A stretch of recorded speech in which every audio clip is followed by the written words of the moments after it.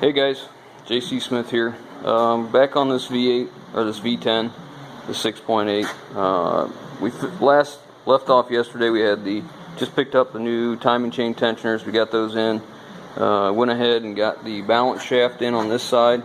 It's a little goofy here. You have to line the gears up through here. It's kind of hard to see, but I guess it is kind of focusing. You can see it.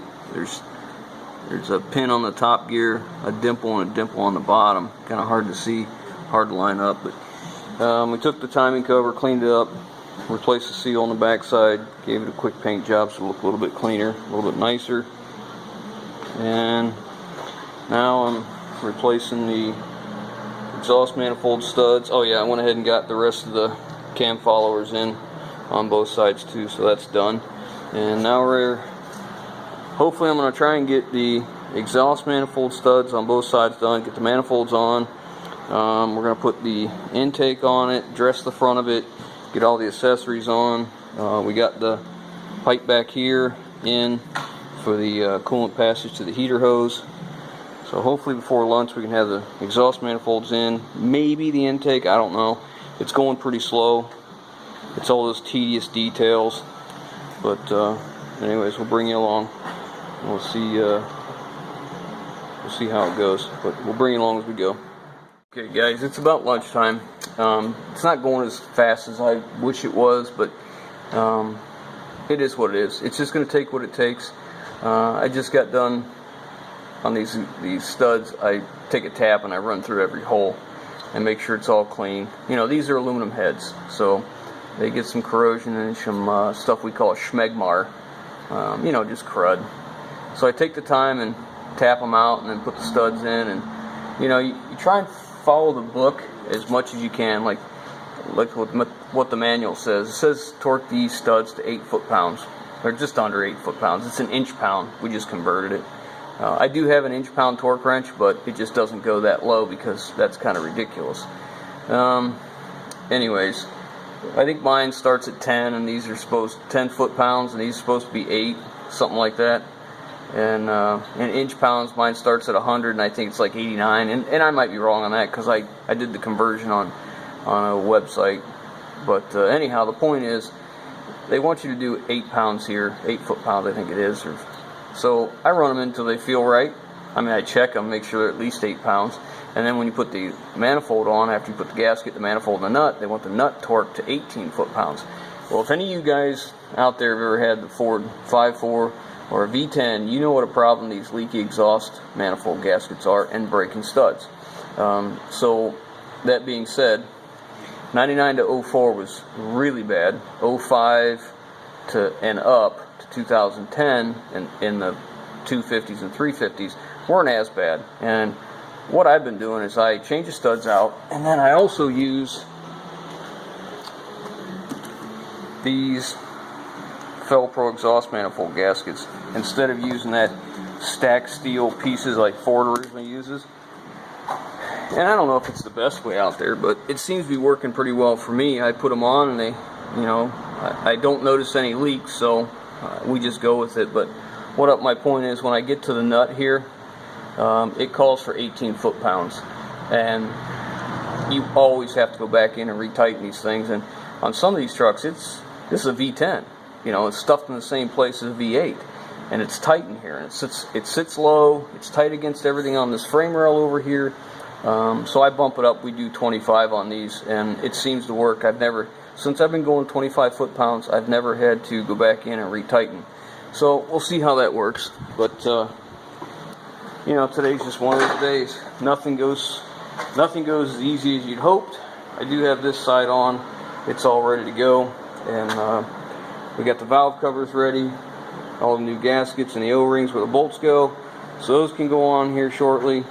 But you know, this should be an enjoyable job because, you know, we got new parts and everything's clean and it's not filthy and I'm not fighting the cab, and this should be just an easy, smooth sailing. You know what I'm talking about. One of those days that you just feel good about what you're doing.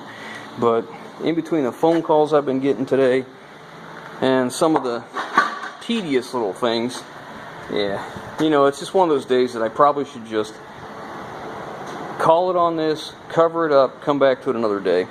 But I won't, because yeah, I'm stubborn and I want it done.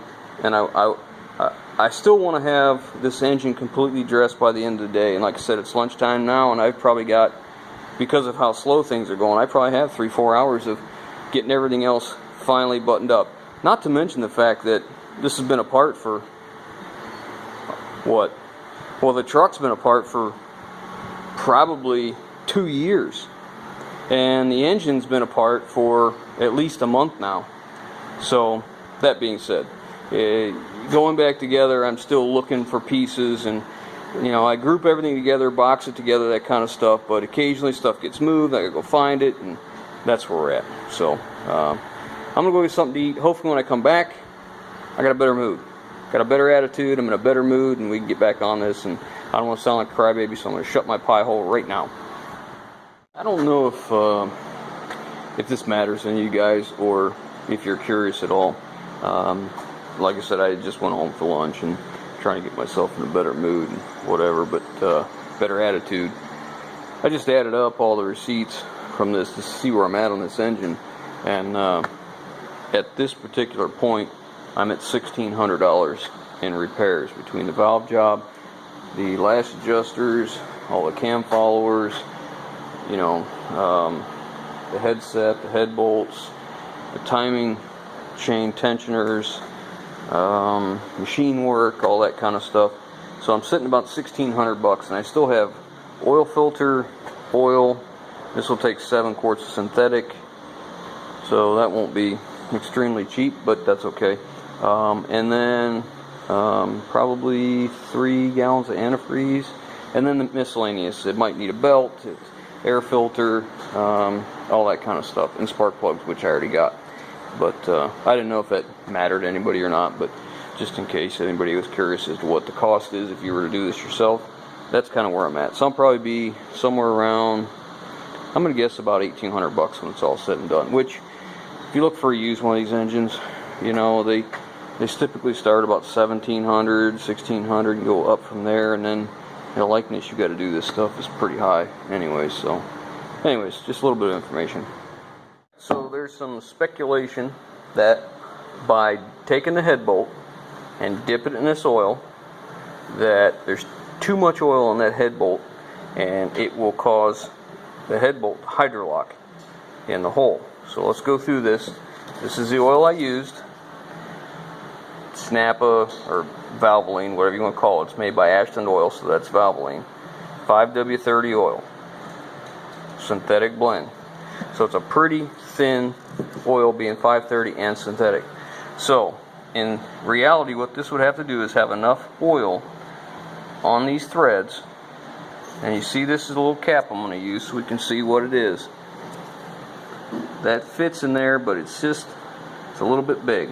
So when I put the bolt in, the bolt is just under a ½ inch shorter than the deck height of the head from here to here, and then how far it goes into the bore. There's still just under a ½ inch of room here.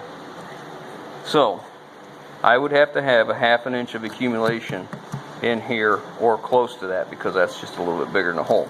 So I'm going to do it again so we can see exactly. And I'm going to set it here and come back to it. I'm going to lean it just like that after I do it. Now, when I come in, I hit this, and you guys watch me. I dunked it in here, and I come off the edge, and I just kind of drip the edge off. And then I stuck it in there. Okay, so now we're just going to let it sit there and let it drain. I'm going to lean up against something so it'll take a little longer.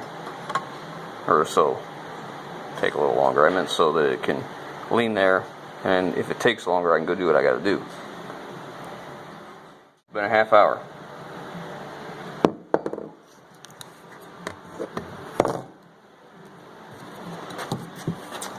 I got a ½ inch in the bottom of my bore. Of course, you can't focus on that. Brandon, put a blue towel behind this ruler so make it focus on this maybe.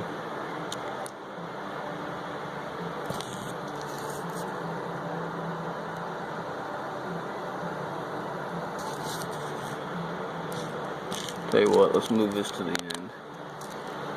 I don't want to spill this thing.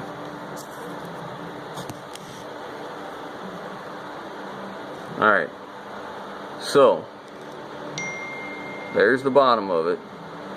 So what's that end up being? 1/8 of an inch. Well, even if this cup was twice the diameter of the hole, that's still less than 1/4 of an inch. And I've got almost a 1/2 inch, so that theory, in this case, is busted. So there's how much oil will come out of there after it's sat for a half an hour, which we did that in a 3-step torque. So that being said, a lot of that would have ended up in the threads also. So there you go, that theory's busted. Move on. I'll keep doing it just the way I do. It's worked well, no problems. So okay guys, it's the end of the day and the engine is ready. Exhaust is all hooked up, all the valve covers are on, the intake's on, the engine wiring harness is on, all the accessories are on, air conditioning, power steering, alternator, serpentine belt. It's getting kind of dark over here. Lower radiator hose is on, upper radiator hose, fan clutch, starter wiring, transmission lines. I think we're ready to set the cab on. So that'll be tomorrow. And you can barely see we painted that timing cover there, but that's alright. Sometimes it's those little touches that just make you feel a little bit better about what you're doing. But yeah, we're just about done and just about ready. Got everything tightened up. So probably first thing tomorrow we'll get everything cleared out and get this thing, get the frame pulled outside and get it turned around, and then I'll bring the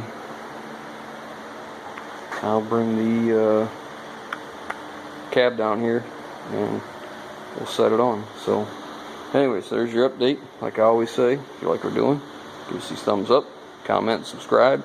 If you haven't already, click that box on subscribe and you can get all the videos, and go ahead and check out a bunch of videos we've already done. I always put whatever we're working on. If there's more than one video, I always put the playlist at the end. It'll be down in the right lower corner, so you can always look for it there if you want to see where we started with a project like this. So alright, I'm going to leave you with that and we'll catch you on the next one.